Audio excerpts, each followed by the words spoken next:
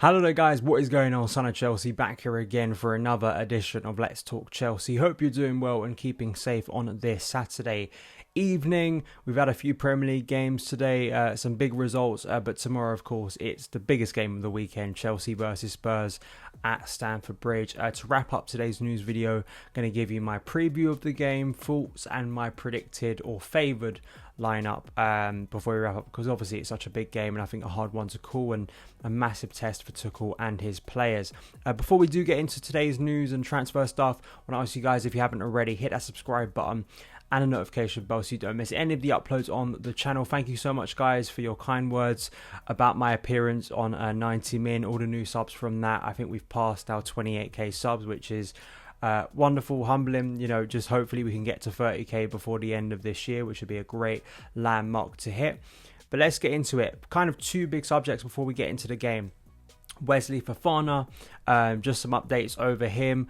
Currently, as I'm recording this, the game between Arsenal and Leicester is wrapping up, and it's not been a good day defensively once again for Leicester. Fofana did have some nice moments actually in attack moving forward earlier in the game, but they've conceded a lot of goals once again, which is kind of a staple of Brendan Rodgers recently at Leicester. Again, their defensive structure, but you know, it hasn't been a great day for Fofana as he played his last game in a Leicester shirt. But around sort of the news, the reporting since I did my last video, again, growing confidence that there is at least a price being set and Chelsea are getting closer to it, or at least there are discussions going on, and a belief that a deal will get done for Wesley Fofana coming to Chelsea. The Daily Mail reporter from there was claiming as much that personal terms had been agreed and he was keen to make the move and is in line for a significant pay rise of around 200 grand a week if the two clubs can find a compromise over his transfer fee. I think that's maybe a little bit too far-fetched. We haven't heard any reports, I'd say, from regular sources that are sort of saying the same thing, but Ben Jacobs did tweet last night an update, quite an extensive thread about this situation, that currently more of a back and forth, which is exactly what Chelsea hoped for after the two bids were rejected. Chelsea have been trying to speed up the deal instead of just blind bidding. Chelsea not only want a slightly cheaper deal, normal when negotiating, especially with their initial valuation closer to 55 million, and it also prefer Fofana to not have the tag of world record defender that comes with hype and pressure. Harry Maguire found out the hard way. Chelsea know Leicester, should they sell, also want a replacement and may need the funds to get one. They're using this to try and move a sale along faster, giving Leicester time to move in the market, but Leicester remain tough negotiators. Chelsea optimistic, but deal by no means done. And obviously he does refer to sort of the time scale and a few weeks left in the transfer window, the fact that Leicester haven't done a lot of business on their own. It's funny, I was just looking at the fixture list and I hadn't realised how close Chelsea's clash with Leicester at Stamford Bridge is. It's obviously not next weekend, but the weekend after. Leicester travel to Stamford Bridge on the 27th of August. So who knows, will Fofana, he'll be playing in that game most likely, but will it be for Leicester or will it be for Chelsea? We do feel talks are intensifying. Will we get to world record fee? Given the situation, I mean, results, it's interesting now because a lot of the transfer stuff we've been speaking about this summer, majority of it's been pre-season, you know, we haven't been in competitive action. Now we're seeing actual results that are serious, they're impacting things, they're impacting the mood of a club. We see clubs do weird things in a transfer window, and I just wonder the pressure, maybe early pressure on Brendan Rodgers defensively, it's not going well for them. What way do they look at it? Do they want to get the deal wrapped up quickly because they can get money into sort of improve the squad, or is it the other way where they're going to put a higher price on Fofana because they desperately need him? So we'll see how Leicester's poor start to the season, where they've conceded about 6 goals in 2 games, which is obviously not good in this situation. Let's move over to a report I didn't really expect to be speaking about. Jorginho, the future of Jorginho, because even though it was so uncertain, and even though it still is, I mean, in terms of his contract ending next summer, and I think there was a few of us who maybe thought this was the summer he'd be sold, because nothing's really happened in the midfielder front, or at least hasn't happened yet, because we have been speaking about Frankie de Jong. You just kind of expected Jorginho, he's still a big part of the team. Thomas Tuchel's playing him. He's going to stay for the year. I mean, do Chelsea sell him? Are they going to be able to sell him? Are we going to get to a stage where both Kante and Jorginho leave on a free? Which seems pretty big, considering I think for at least one of them, particularly Jorginho, Chelsea could have got a all right fee for him this summer with 1 year to go. But this is what Nick Pearwell had to say. Juventus thought to be ready to step up pursuit of Jorginho from Chelsea if, when Man United complete Rabiot signing, Juve will hope they can persuade the Chelsea star to move and the club to sell. Jorginho has regularly publicly declared his happiness to stay with the Blues long term. I have said on the channel before that his agent does say different things, and it's not, extraordinary or silly to assume that a return to Italy is out of the question for Jorginho. As I say, if you've just been listening to Jorginho's agent, João Santos, speaking to the media over the last 18 months, he consistently brings up the idea of a return to Serie A, and Juventus has always kind of felt like that natural place he'd go to that could offer Chelsea the money they'd want to sell him. But I feel that Jorginho, despite maybe you feel like it's the right time for him to move on, I just don't think Chelsea are going to be selling him without bringing in another central midfielder. And even on top of that, given how light that area was last season, maybe we're forgetting this because Kovacic is injured for the game tomorrow and we don't know when he's going to be back. It was a really troublesome area. I mean, we've got Conor Gallagher there this season. I'm not a massive fan of him playing in the double six, particularly in bigger games. I'd like to see him play a more advanced midfield position. But just in terms of basic numbers, you really want that area a bit more stocked up with options. So, Jorginho leaving, does that mean later in the window that Frankie de Jong would come? I still don't think that a move would happen, despite maybe people's, as I say, belief that Jorginho, getting money for him now would be a decent deal for Chelsea. Just in terms of numbers, I'm sure Thomas Tuchel would not want to lose a player who has been quite influential for him, and I suspect is going to start tomorrow, or at least in the opening weeks of this season. I think we'll be playing a lot of minutes once again. And to be fair to Jorginho, he's had a decent pre-season. He really has, and of course has scored our only goal so far this season against Everton from the penalty spot. So Jorginho, it's a curious one now how Chelsea navigate this, because if he goes into the season with 1 year left, I've always kind of felt that, am I giving him a new contract or an extensive contract? Is Jorginho, would he accept a shorter term contract at his age, or a bit like maybe Rudiger, as we saw last season? They want one more big contract, and that's what Juve could give them, and it puts Chelsea maybe in a bit of an awkward situation. So we'll see how this one plays out, and I do think it is slightly linked to de Jong to see if another midfielder comes in. But then, as I'll ask you guys in the comments to let me know, even if we sign de Jong, do you still want to lose Jorginho? Is it just a case of bodies, or do you think we could afford to lose Jorginho? Maybe we keep Billy Gilmour, despite him kind of being gone missing this pre-season, and with the other options, Mateo Kovacic, N'Golo Kante, Ruben Loftus-Cheek and Conor Gallagher, and we've kind of got enough there to last out the season.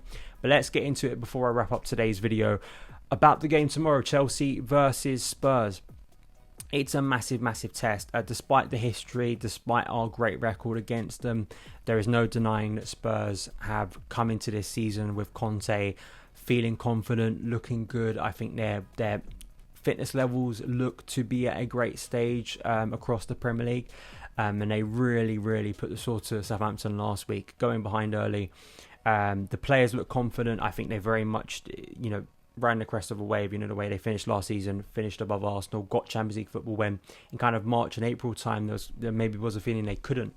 Conte's very much got that team playing the way he wants them to, and he's bringing in signings and has been backed. He really has, the likes of Bissouma, Perisic, Richarlison, I think is a really big signal of intent, because sort of player who may not be playing every week but is an experienced Premier League forward who can offer goals and might be in the squad tomorrow. But I think the majority of the squad, or at least most of the players last week, weren't the new signings. So it's a tough test for Chelsea.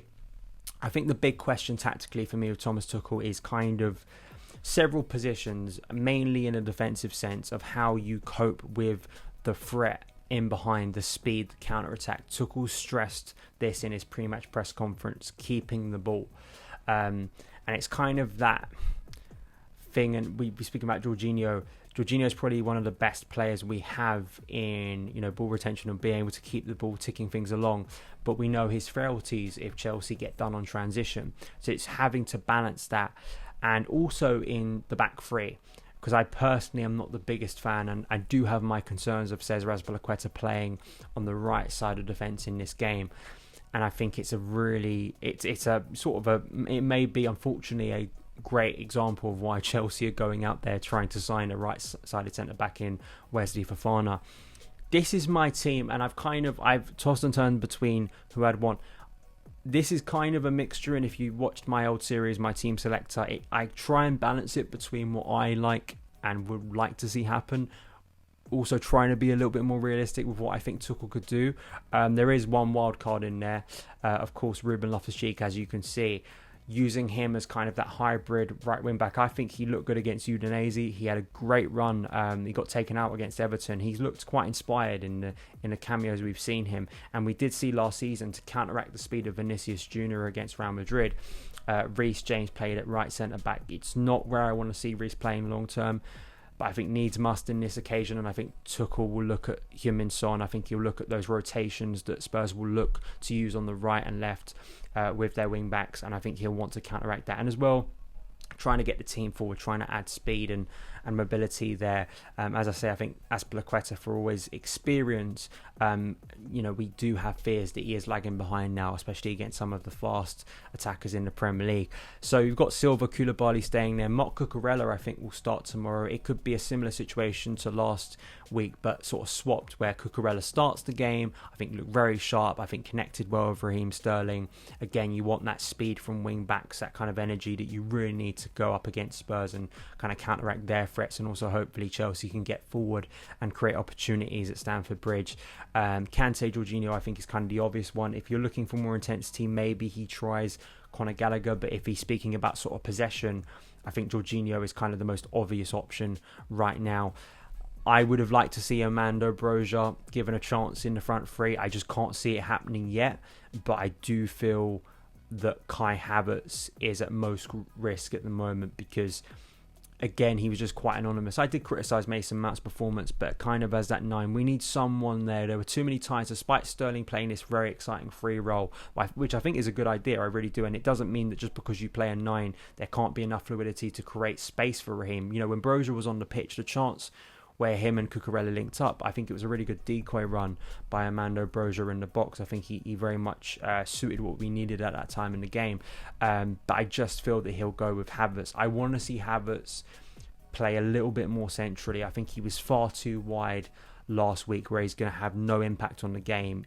Chelsea need a bit of a focal point now, and I think Havertz needs to have a big performance, and hopefully he can tomorrow. Mason, I think in this type of game, energy, pressing, stopping the counter-attack, really getting Chelsea, especially when you think about the games against Spurs last year, particularly the last one where Chelsea were coming off the back of a disappointing result. Mason is one of those players who will live off that energy, and hopefully Raheem Sterling can get his first Chelsea goal. That's my team. I think in the attacking sense, it's more about what does Tuchel do on the right side of the defence, what does he do on the left side of the defence. I think Silva and Koulibaly absolutely keep their place. I think you would absolutely want Kante in a game of this nature if he can get to his highest levels. What is Tuchel going to do with his 5 subs? Last week we didn't see Hakim Ziyech come off the bench. We saw Christian Pulisic. Will we see that again? Conor Gallagher, Armando Broja, Ben Chilwell. There are, of course, options for Tuchel to use. Ruben is my wild card. I think he is an outside shout. I'm looking at that area of the pitch as of great concern at the moment, particularly for this game. Let me know yours and your team, your lineups, your sort of thoughts for the game. I'm going to go for a score draw, as I said on 90 Min. I feel that it's so close, and I want to see Tuchel do better at home. I really do. And of course, you want to beat Spurs, but this early in the season, just where both teams are, I think if Chelsea are going to win, it would be a very close and tight 1-0. I think Chelsea would be doing kind of a classic Tuchel result where we score maybe in the first half and we kind of hold out potentially and kind of seeing how long our intensity can last, because that's the thing Spurs are. They feel like they're at their peak at the moment. It's not a negative that Chelsea are not at their peak yet. I think Chelsea want to be. You don't want to hit your peak too early. I think Chelsea, if we're hitting our peak by September, October time before the World Cup break, good. I think it's just about in these first few weeks getting the new players integrated, not having too many bad results, keeping the mood and sort of the feeling around the club high whilst you're integrating new signings, whilst new players could be coming in during this period, and getting enough good results to be close enough to the top of the table, whilst maybe other teams are starting in sort of better form and look maybe more organised. Chelsea can get there eventually. So I'm going to go for a 1-1 draw. Let me know your thoughts. Follow me on Twitter at SonOfChelsea, and I'll see you again very soon. All the best.